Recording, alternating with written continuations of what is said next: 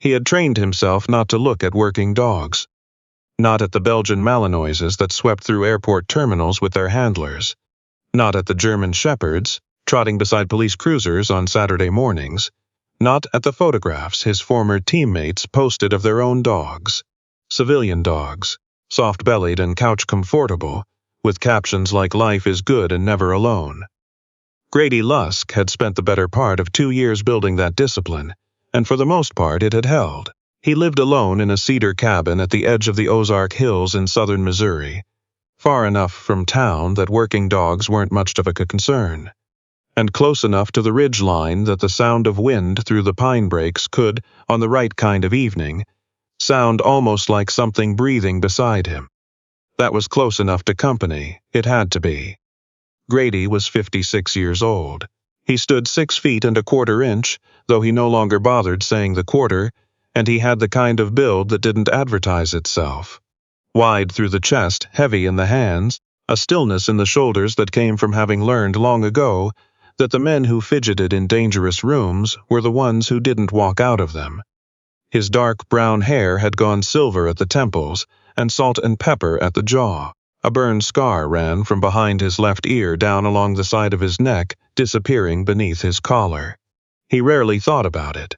When he did, he thought about Arrow.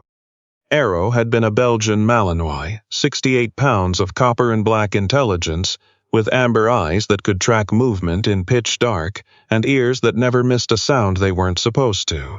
He had been assigned to Grady in the 3rd year of Grady's 2nd decade of service, and in the 4 years they had worked together, Arrow had found 11 IEDs, cleared 14 structures, and once sat with Grady for 6 hours in a drainage ditch during a communications blackout, perfectly still, perfectly patient, so close that Grady could feel the dog's warmth against his arm.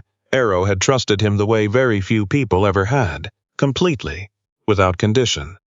On a Tuesday in late October, in a village whose name Grady no longer spoke aloud, a burning building had been full of sound, shouts from inside, the crack of timber, the specific hollow roar of a structure deciding to come down. Arrow had gone in before Grady could give the command. He had pulled a wounded Marine by the sleeve through a doorway that collapsed 11 seconds later. Arrow had not come back out. Grady came home, Arrow did not.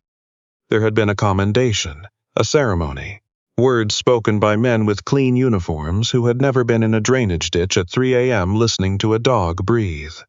Grady shook their hands, said the right things, and drove home. He stood in his driveway for a long time looking at the door. Then he went inside and began, quietly and deliberately, to learn how to become a man who needed nothing.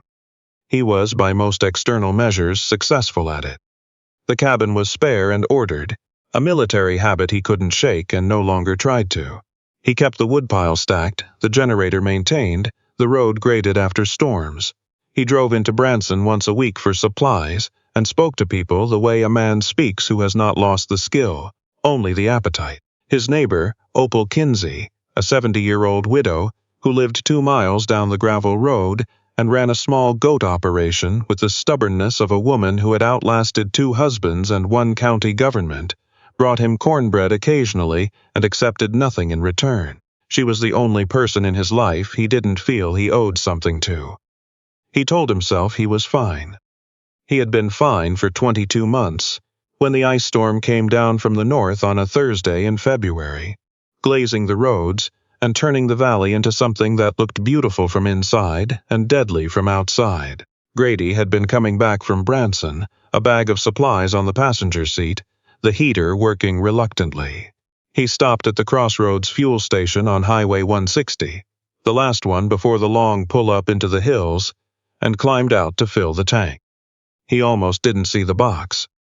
It was wedged between the dumpster and the cinder block wall on the far side of the lot, half collapsed under the weight of ice, a strip of packing tape gone slack across the top. He would have missed it entirely if one of the puppies hadn't cried. The sound was thin and high and nearly swallowed by the wind, and Grady's body responded before his mind could argue. His head turned, his feet moved. He crossed the lot, telling himself it was nothing.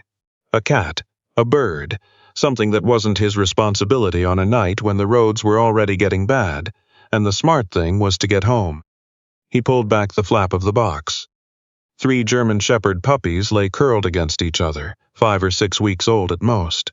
The sable one was the largest, broad through the head already, his back paws oversized, his coat thick and dark.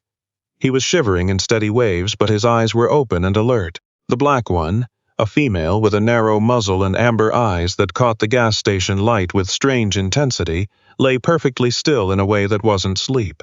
The third was white, cream white, pale as February, the smallest of the 3 by a significant margin. She was the one who had made the sound. She was also the one who was in the most trouble. Her tiny body trembled in broken intervals, her nose was cold and dry, and when she opened her eyes and found Grady's face above her, she made the sound again. Not a bark, not even truly a cry. It was smaller than that. A question, maybe. Are you going to help or not? German Shepherds. Grady stood up straight. He looked at them. He looked at the highway. The ice was getting worse. He could hear it ticking against the metal awning above the pumps. He thought about Arrow in a drainage ditch. Arrow's breath against his arm. Arrow running into a burning doorway and not coming back out. Working dogs, he thought. Creatures who gave everything to a person, and trusted that the person could bear the weight of it. He pulled the box flap shut and walked back to his truck. He got behind the wheel. He sat there. 53 seconds.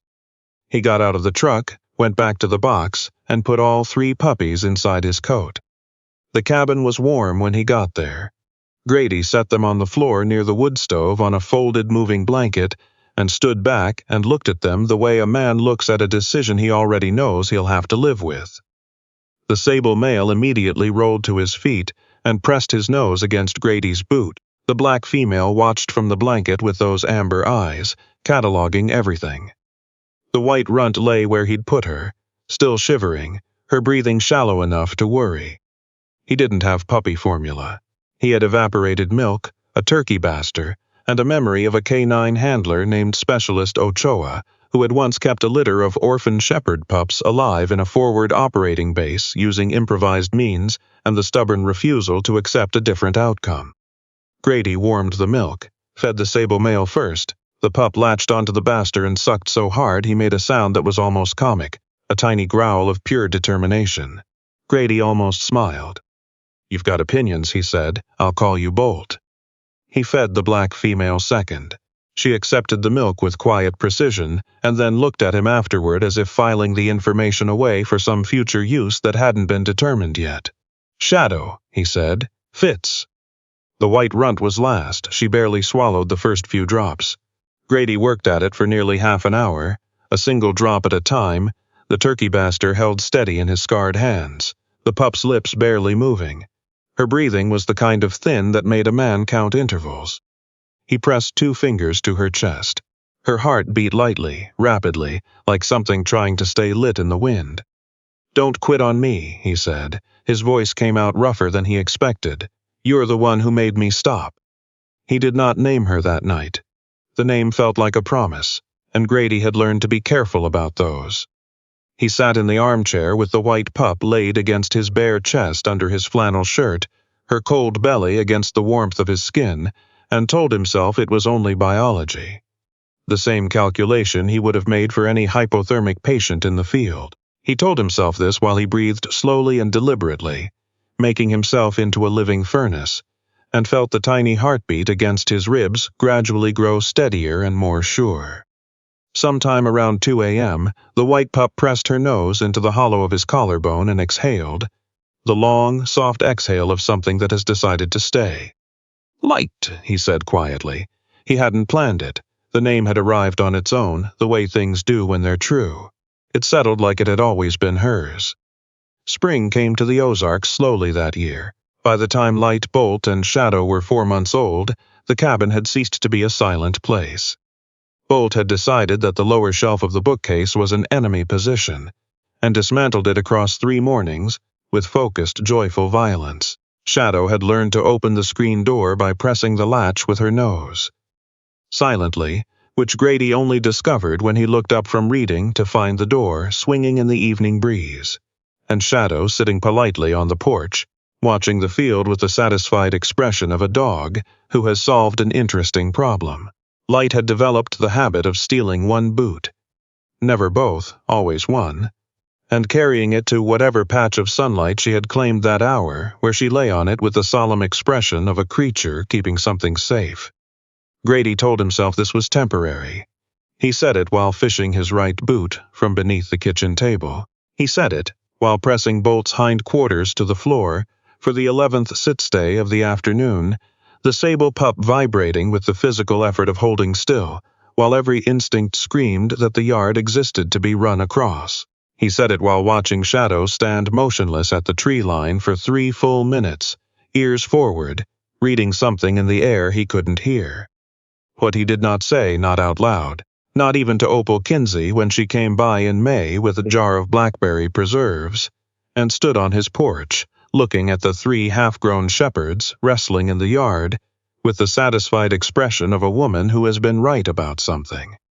What he did not say was that the silence inside the cabin was different, now not empty, occupied. The way a house feels different when people are sleeping in it, even if no one is making any sound. He wasn't ready to say what that meant. Arrow's field vest still hung on a peg near the mudroom door, dark green worn, the Velcro tabs soft from years of use, a small embroidered patch on the chest bearing Arrow's service number. Grady never touched it. He never looked at it for long. It had become part of the wall, the way some things do. Present without being acknowledged, like a wound that has healed around the pain instead of through it. The morning Bolt found it was a Saturday in early June.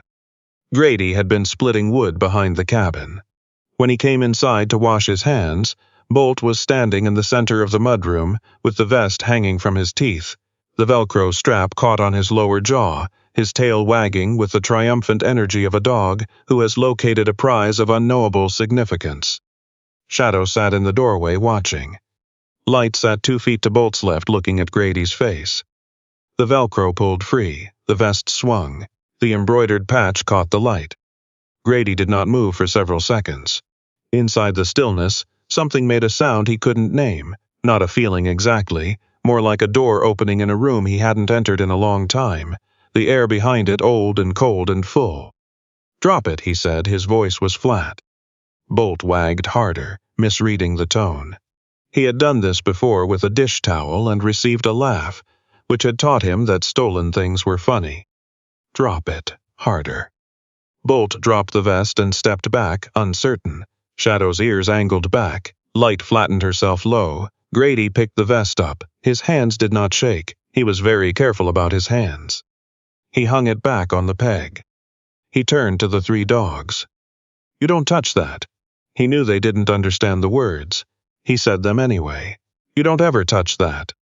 He pointed to the back door. "Out, all of you."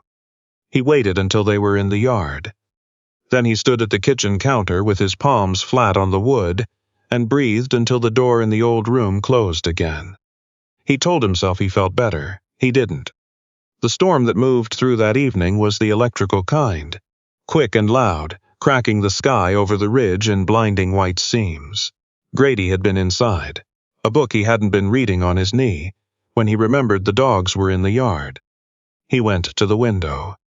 Bolt was at the edge of the porch, facing the tree line, his sable coat dark with rain, his ears sharp. Shadow was 3 feet to his right, her body angled toward the field. Light sat closest to the window, closest to Grady, and when the lightning came again, illuminating the yard in cold silver, he could see she was shaking, not from cold, from the sound. Light had never liked loud noises. She pressed close to his leg when trucks backfired on the highway, tucked her chin when anything cracked too suddenly. She was shaking, and she was still sitting there. They were all still sitting there. They were not scratching at the door. They were not howling or cowering. They were sitting in the rain in the yard of a man who had pointed at them and told them to get out, and they were facing outward. Bolt watching the trees, Shadow watching the field, Light watching Grady through the glass, her pale eyes finding him exactly where he stood. She was guarding him. They all were. Grady's throat closed. He stood there in the warm cabin with the light behind him and the rain coming down in sheets, and he watched 3 dogs hold their post in a storm for a man who had been angry at an old vest, and something he had kept very carefully in place for 2 years came loose without making a sound. He opened the door. "Inside, come on, right now, get in here." They came in fast, Bolt first, shedding water in great arcs, Shadow behind him, Light last and smallest, her cream coat soaked dark, her body still trembling from the thunder. She looked up at Grady when she crossed the threshold, and he dropped to one knee on the wet floor and put his arms around all three of them at once. It was not something he had planned. The body sometimes knows what the mind is still arguing about. "I'm sorry," he said into the wet fur. "I'm sorry I sent you out." None of them moved away. By late summer, the 3 dogs were old enough to run the property lines with him in the mornings, Bolt ranging wide and fast, always circling back, Shadow keeping pace on the left like a shadow that had decided to walk alongside instead of behind. Light matched his steps on the right, her hip against his leg on the downhill stretches, steady as a rail. It was during one of those mornings, in August, on the far side of the ridge where the old fence line crossed a limestoned creek, that Grady missed a step on a rain-slick rock and went down hard. He knew immediately it was bad, not broken, but his lower back, where a compression injury from a water jump in 2014 had never fully healed, fired white and absolute. He went to hands and knees and stayed there, the world narrowed to the sound of the creek, and the gravel biting into his palms, and the particular humiliation of a man who had survived combat, realizing that a wet rock in a Missouri creek had put him down. He couldn't stand. He tried twice. The third attempt, his right leg buckled. Bolt was there first. The sable dog shoved his broad head under Grady's arm and leaned, not pulling, just leaning, offering his body as a counterweight. Shadow arrived at his left side a second later and did the same. Light pressed herself against his back, low and steady, a warm anchor. "I'm fine," Grady said. None of them believed him. He made it home in 45 minutes, which should have been 12. He made it because Bolt walked beside him on the bad side and bore weight when Grady leaned. And Shadow kept herself just ahead on the trail, picking the clearest line through the brush. And Light walked so close that he could feel her warmth against his hip with every step. By the time he reached the cabin, his shirt was soaked through and his hands were trembling. He made it to the bedroom, lay down, told himself he would rest 20 minutes and then call Opal. He did not call Opal for 3 days. The fever came by nightfall. His phone was in the kitchen, across a hallway that had developed the dimensions of a football field. He drifted in and out of the kind of sleep that isn't restful. Heat and memory mixed together, Arrow running in the dark, the burning doorway, the specific silence that had replaced the sound of a dog breathing beside him. Bolt took the door. Grady came back to awareness twice in the night and found the sable dog stretched across the bedroom threshold, head up, watching the hall with the red-eyed exhaustion of someone who has chosen duty over rest. He had not eaten. He had not left his post.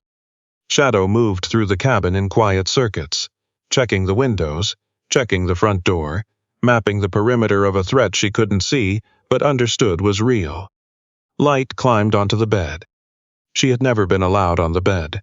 The rule had been clear and consistent. She knew the rule.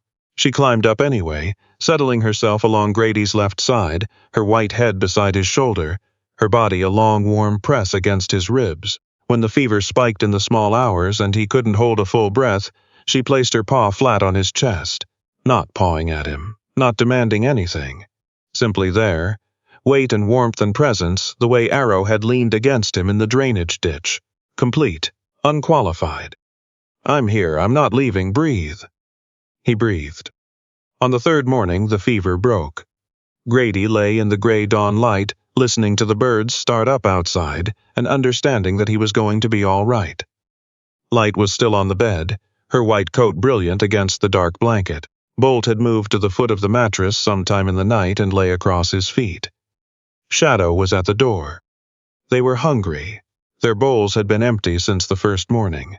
Their eyes were tired. They had not left him. Grady reached out and touched Light's head. Then Bolt's. He looked at Shadow until she came to him, and he put his hand on her narrow skull, too. "You stayed," he said. Light's tail gave one long, slow sweep. Bolt put his chin on Grady's knee. Grady looked up the hall at Arrow's vest on its peg. He looked at it for a long time. Then he looked back at the 3 dogs around him. He had loved Arrow the way a person loves something that has asked nothing and offered everything. And when Arrow went into the burning building, it hadn't been because he was commanded to. It had been because that was what Arrow was. A creature who moved toward the fire when others were inside it. Grady had spent 2 years making sure he never loved anything like that again. He understood now, sitting in the gray morning light with 3 dogs pressed around him, that he'd had it exactly backwards. Arrow hadn't left because Grady had loved him. Grady had survived because Arrow had. That was what Arrow had been saying the whole time, with those amber eyes that trusted completely. This is how you stay in the world. You let things in, you hold them, you stay. Arrow would have liked you, Grady told them quietly. Especially you, Bolt. He would have thought you were completely ridiculous. Bolt wagged. He would have been right. The confrontation, when it came, was not dramatic. It was a man named Gerald Mabry from a property 2 ridges over who showed up in September, claiming the sable pup looked like a dog he'd lost in winter, and that he had every right to take him home. He stood in Grady's driveway with the proprietary manner of a man who assumed his want was sufficient. Grady listened to him. Bolt stood at Grady's leg, calm, not growling. Shadow flanked left, Light moved to the right and sat, her pale eyes fixed on Mabry with an attention so steady it bordered on unnerving. When Mabry finished, Grady said, "You have no papers, no vet records, no evidence of ownership. I found these dogs in an ice storm in February, abandoned at the Crossroads fuel on 160. They were 6 weeks old and hypothermic." Mabry tried again, the coloring, the size. "That dog," Grady said, meaning Bolt without looking away from Mabry, "sat in the rain outside my door for 2 hours because I'd been short with him, and he thought his job was to keep watch anyway. That dog walked 4 miles beside me when I couldn't stand straight. That dog has not left my side in 6 months. Not when he was hungry, not once." His voice was quiet.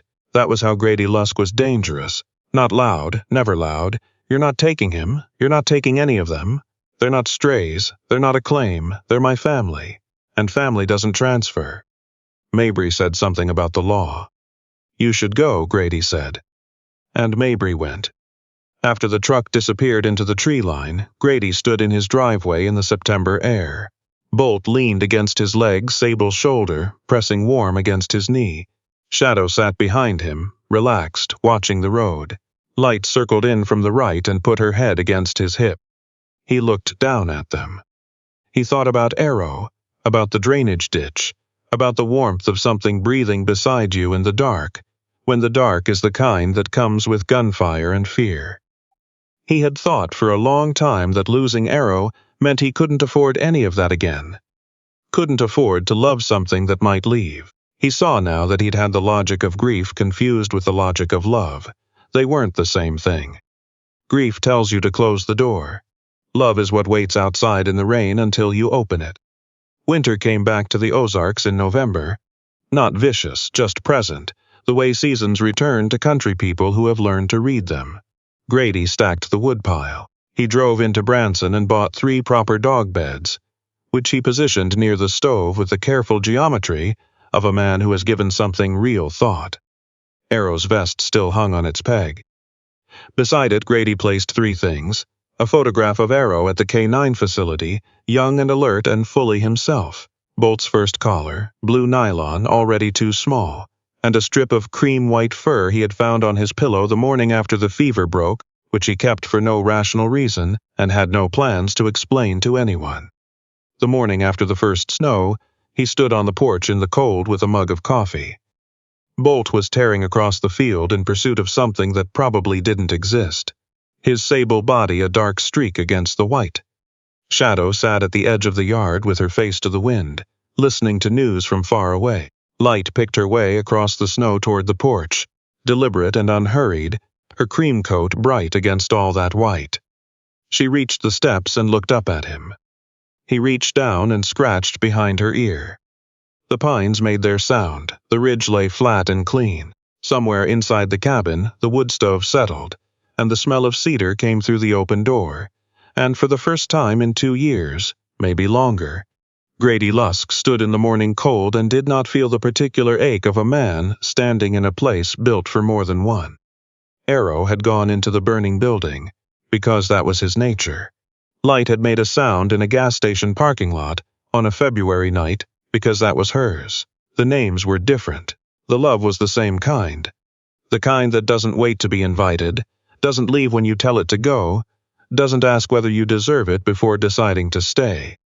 He stood there a long time in the cold, the mug warm in his hands, all three of them moving in the white yard below him, and he let himself feel what it was. Not replacement, not forgetting, something older than both of those, the simple, stubborn fact of being found.